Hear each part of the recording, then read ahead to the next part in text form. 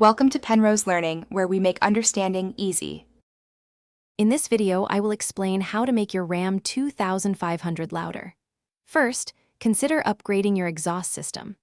Aftermarket catback or axleback systems are popular choices, offering a more aggressive tone than stock. These systems often feature larger diameter piping and performance mufflers.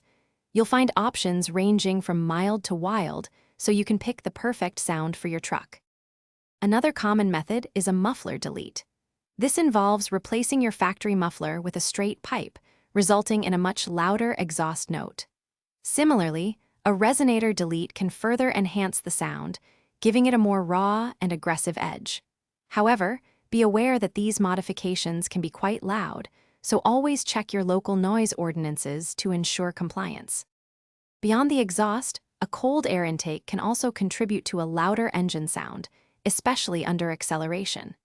These systems allow your engine to breathe more freely, often producing a noticeable growl. For an even more significant change, consider aftermarket headers.